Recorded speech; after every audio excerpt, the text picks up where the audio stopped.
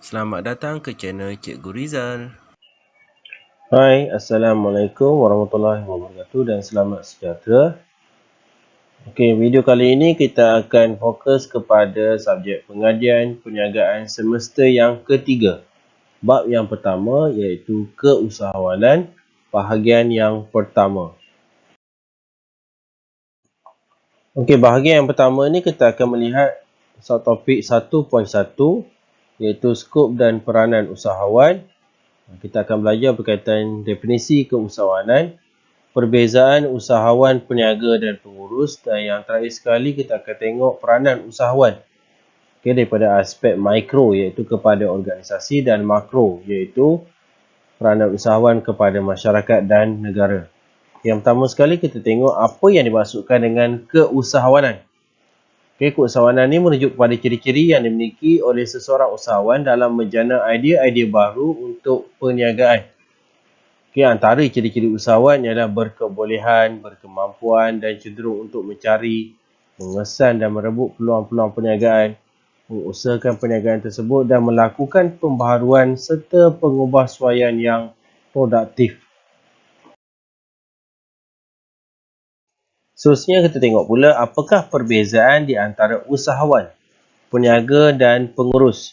Berikut merupakan antara perbezaan lah. So, cikgu bagi dalam 4 dimensi ataupun aspek. Yang pertama kita tengok dari sudut definisi. Usahawan ni adalah mereka yang menjalankan perniagaan dan mementingkan keuntungan. Di samping melakukan sumbangan dan tanggungjawab sosial. Dan keluaran yang dihasilkan berdasarkan inovasi yang dilakukan. So dalam arti kata lain ni, usahawan ni bukan sahaja mementingkan keuntungan, dalam masa yang sama dia melakukan program-program tanggungjawab sosial dan produk yang dihasilkan biasanya produk-produk yang lebih kreatif. Peniaga pula ialah pihak yang menjalankan aktiviti jual dan beli barang perkhidmatan untuk mendapatkan keuntungan. Dan peniaga ini biasanya tidak melakukan sumbangan ataupun tanggungjawab sosial. Hanya menjual produk yang tinggi permintaan. Kebiasaannya peniaga ni dia hanya jual barang ataupun perkhidmatan yang kata mempunyai sambutan yang tinggi dalam pasaran. Sebab motif utama peniaga ialah untuk mendapatkan keuntungan yang maksimum. Manakala pengurus pula ialah individu yang dilantik oleh sesebuah syarikat. Dia ada jawatan lah, contohnya pengurus kewangan, pengurus sumber manusia dan sebagainya. Dan peranan pengurus biasanya menjalankan fungsi-fungsi pengurusan sahaja berdasarkan skop ataupun tanggungjawab yang telah diberikan. Yang kedua kita tengok dari sudut peranan, usahawan terlibat dalam aktiviti jual beli barang dan perkhidmatan dan mengenal pasti peluang perniagaan, melakukan inovasi terhadap produk-produk yang bakal dikeluarkan. Peniaga terlibat dalam aktiviti jual beli barang dan perkhidmatan sahaja. Manakala pengurus peranannya menjalankan kerja-kerja pengurusan sahaja. Sebagai contoh, dia pengurus kewangan, dia menjalankan kerja-kerja yang berkaitan dengan keuangan sahaja. Dari sudut pengembangan perniagaan pula, usahawan ni dia ada kemahuan untuk kembangkan perniagaan ke tahap yang lebih tinggi. Peniaga tidak ataupun tiada kemahuan dan dia cepat berpuas hati. Maknanya dia keinginannya hanya untuk mendapatkan keuntungan dan menjual produk yang mendapat sambutan sahaja. So dia tak ada plan lah nak kembangkan perniagaan, janji dapat untung.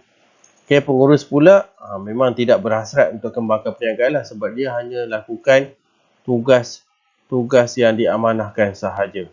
Dari sudut sumbangan, usahawan ni dia menjalankan tanggungjawab sosial kepada masyarakat dan negara. Peniaga, tanggungjawab sosial bukan keutamaan. Keutamaan dia adalah keuntungan.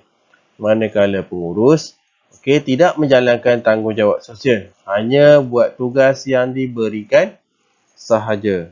Dalam arti kata lain, mengikut arahan yang dikeluarkan oleh pihak syarikat. Seterusnya kita tengok pula apakah peranan usahawan. So kita tengok satu persatu lah peranan usahawan dari sudut mikro dan juga makro. Okey, yang pertama kita tengok peranan usahawan dari sudut mikro, iaitu peranan kepada organisasi. Okey, peranan usahawan yang pertama ialah menyumbangkan idea dan melakukan pembaharuan. Okey, usahawan merupakan sumber utama dalam penjanaan idea dalam sesebuah syarikat lah. So, tugas dia kepada syarikat ialah memberikan idea-idea, okey, dan juga sebarang pembaharuan terhadap produk-produk yang bakal dihasilkan. Yang kedua, merancang idea dan peluang-peluang perniagaan. Okey, idea-idea tadi akan dikembangkan, okey, dan dia kena pastilah peluang-peluang perniagaan yang boleh diterokai. Yang ketiga, menggambling faktor-faktor pengeluaran.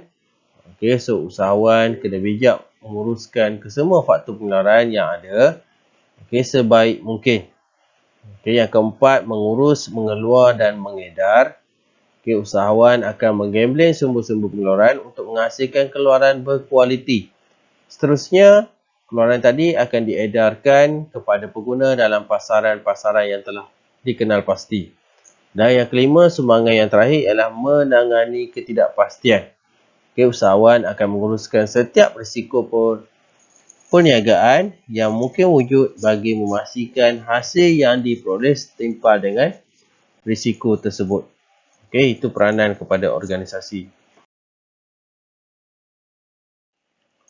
Peranan yang kedua ialah kita tengok daripada sudut makro yang lebih luas lagi, iaitu peranan kepada masyarakat. Okey, usahawan berperanan untuk menawarkan peluang-peluang pekerjaan. Okey, kebiasaannya setiap perniagaan yang ditubuhkan memerlukan tenaga pekerja.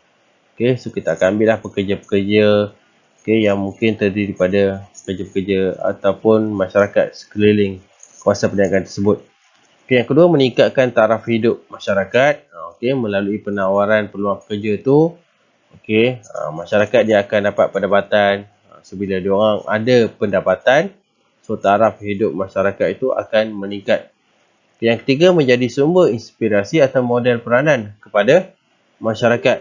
Okey, so kejayaan usahawan dapat dijadikan sumber inspirasi kepada orang lain, terutama masyarakat sekeliling lah. Yang keempat, peranan dia untuk menjalankan tanggungjawab sosial.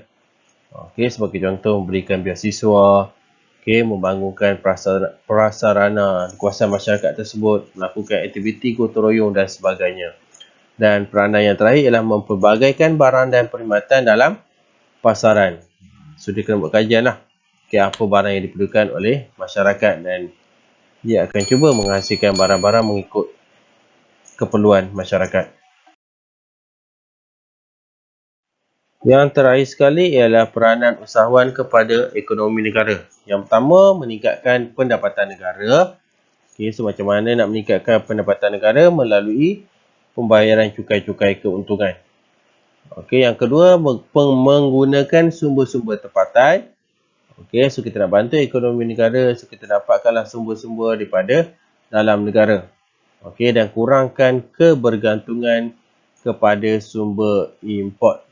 Okey, so sekiranya perniagaan banyak kata menggunakan sumber-sumber import, dia akan menyebabkan sistem atau wang kita akan jatuh. Okay, dan ekonomi kita akan turut jatuh sekali. Okay, so kita galakkan penggunaan sumber tempatan. Yang ketiga, mewujudkan peluang-peluang pekerjaan. Okay, dengan kata penambahan permintaan dan sebagainya, so kita ambil pekerja yang lebih ramai. Yang keempat, membangunkan industri-industri sokongan. Okay, ini secara lazimnya bila sebuah perniagaan dibuka, okay, dia akan mewujudkan perniagaan-perniagaan, okay, sampingan yang lain. Contohnya macam membekalkan bahan mentah, okay, pengangkutan makanan dan sebagainya. Okay, yang kelima, mempelbagaikan ekonomi negara. Okay, secara relatifnya seorang usahawan tidak akan menceburi hanya dalam satu industri saja. Okay, mereka cenderung memasuki pelbagai industri seperti pelaburan, hartanah, makanan dan lain-lain. Okay, ini secara tidak langsung dapat menarik pelabur masuk ke dalam negara. Okay, yang keenam, pemindahan teknologi moden. Okay, usahawan juga berperanan melaksanakan usaha pemindahan teknologi melalui usaha sama dengan syarikat dari luar negara. Okey, itu antara peranan lah. Bila banyak teknologi baru masuk ke dalam sebuah negara, okey, dia akan kata menarik minat pelabur untuk invest dalam negara kita dan ekonomi negara kita pun akan berkembang. Okey, so itu saja untuk video bahagian pertama, bab yang pertama, keusahawanan. So terima kasih, jangan lupa like, komen, subscribe dan juga share. Kita akan jumpa lagi dalam video seterusnya, tajuk yang lain pula. Bye bye.